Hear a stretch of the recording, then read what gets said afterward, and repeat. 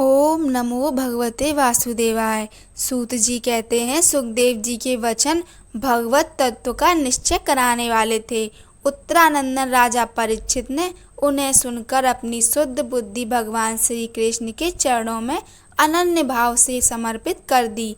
शरीर, पत्नी, पुत्र, महल, पशु, धन, भाई बंधु और निष्कंटक राज्य में नित्य के अभ्यास के कारण उनकी दृढ़ ममता हो गई थी। एक क्षण में ही उन्होंने उस ममता का त्याग कर दिया। शौनक आदि ऋषियों, महामनस्वी परीक्षित ने अपनी मृत्यु का निश्चित समय जान लिया था, इसलिए उन्होंने धर्म, अर्थ और काम से संबंध रखने वाले जितने भी कर्म थे उनका संन्यास कर दिया। इसके बाद भगवान श्री कृष्ण में सुदृढ़ आत्म भाव को प्राप्त होकर बड़ी श्रद्धा से भगवान श्री कृष्ण की महिमा सुनने के लिए उन्होंने श्री सुखदेव जी से यही प्रश्न किया जिसे आप लोग मुझसे पूछ रहे हैं। परीक्षित ने पूछा, भगवत स्वरूप मुनिवर, आप परम पवित्र और सर्वज्ञ हैं। आपने जो कुछ कहा है वह सत्य एवं उचित है। आप ज्यों-ज्यों भगवान की कथा कहते जा रहे हैं, त्यों-त्यों मेरे अज्ञान का पर्दा फटता जा रहा है। मैं आपसे फिर भी यह जानना चाहता हूँ कि भगवान अपनी माया से इस संसार की सृष्टि कैसे करते हैं।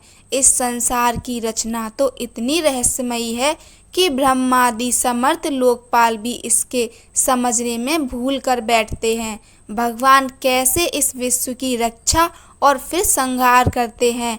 अनंत शक्ति परमात्मा किन किन शक्तियों का आश्रय लेकर अपने आप को ही खिलौने बनाकर खेलते हैं।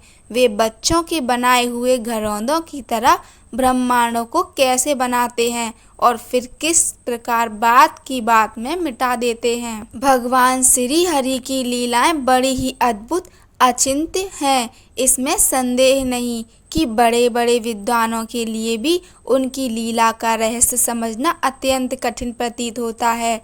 भगवान तो अकेले ही हैं। वे बहुत से कर्म करने के लिए पुरुष रूप से प्रकृति के विभिन्न गुणों को एक साथ ही धारण करते हैं अथवा अनेकों अवतार ग्रहण करके उन्हें क्रमशः धारण करते हैं। मुनिवर, आप वेद और ब्रह्म तत्व दोनों के पूर्ण मर्मज्ञ हैं, इसलिए मेरे इस संदेह का निवारण कीजिए। सूत जी कहते हैं, जब राजा परीक्षित ने भगवान के गुणों का वर्णन करने के लिए उनसे इस प्रकार प्रार्थना की, तब श्री सुखदेव जी ने भगवान श्री कृष्ण का बार बार स्मरण करके अपना प्रवचन प्रारंभ किया।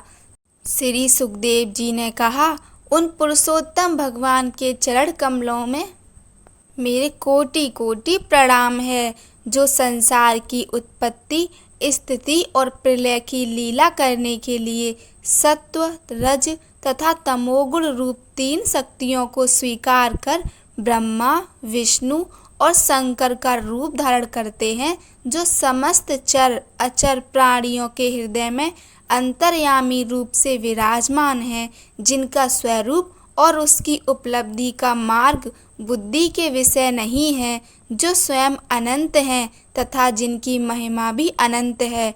हम पुनः बार बार उनके चरणों में नमस्कार करते हैं, जो सत्पुरुषों का दुख मिटाकर उन्हें अपने प्रेम का दान करते हैं, दुष्टों की सांसारिक बढ़ती रोककर उन्हें मुक्ति देते हैं तथा जो लोग परमहंस आश्रम में स्थित हैं उन्हें उनकी भी अभिष्ट वस्तु का दान करते हैं, क्योंकि चर अचर समस्त प्राणी उन्हीं की मूर्ति हैं, इसलिए किसी से भी उनका पक्षपात नहीं है।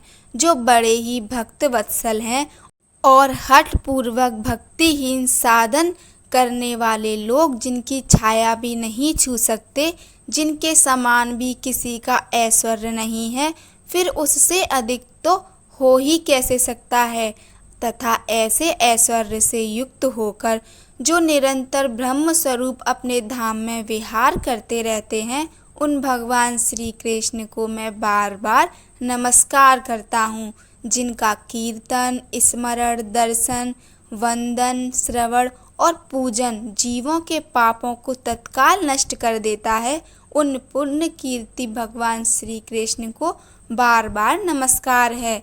विवेकी पुरुष जिनके चरण कमलों की शरण लेकर अपने हृदय से इस लोक और परलोक की आसक्ति निकाल डालते हैं और बिना किसी परिश्रम के ही ब्रह्म पद को प्राप्त कर लेते हैं, उन मंगलमय कीर्ति वाले भगवान श्री कृष्ण को अनेक बार नमस्कार है।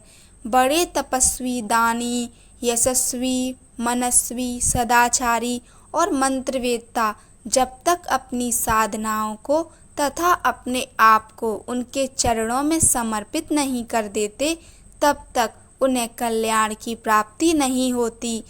जिनके प्रति आत्मसमर्पण की ऐसी महिमा है, उन कल्याणमयी कीर्ति वाले भगवान को बार बार नमस्कार है।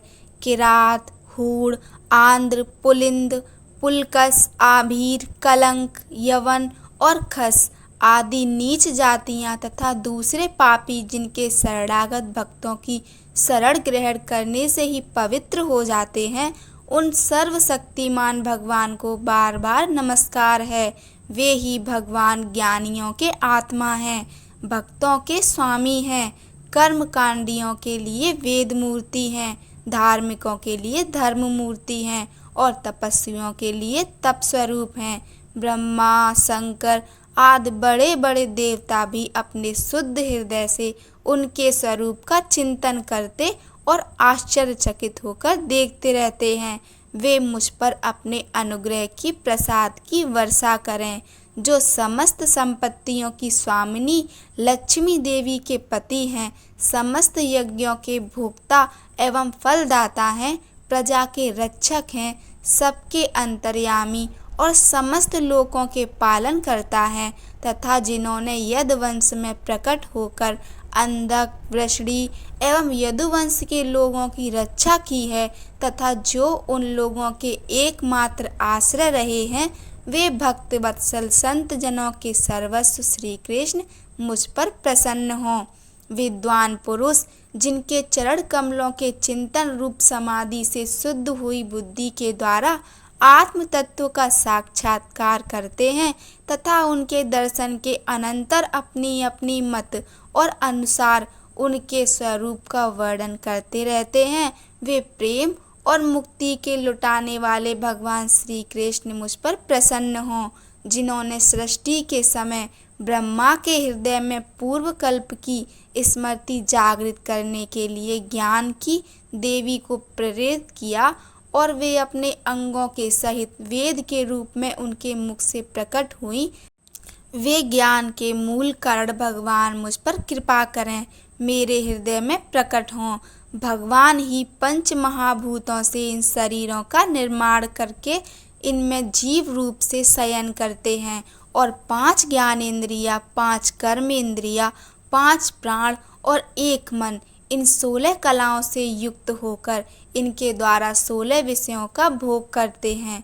वे सर्वभूत में भगवान मेरी वाणी को अपने गुणों से अलंकृत कर दें। संत पुरुष जिनके मुख कमल से मकरकंद के समान झरती हुई ज्ञानमयी सुधा का पान करते रहते हैं, उन वासुदेव अवतार सर्वज्ञ भगवान व्यास के चरणों में मेरा बार बार नमस्कार है। परीक्षित, वेद गर्भ स्वयंभू ब्रह्मा ने नारद के प्रश्न करने पर यही बात कही थी, जिसका स्वयं भगवान नारायण ने उन्हें उपदेश किया था और वही मैं तुमसे कह रहा हूँ। आगे की कथा अगली वीडियो में, उसके लिए वीडियो को लाइक कीजिए, चैनल को सब्सक्राइब कीजिए। धन्यवाद।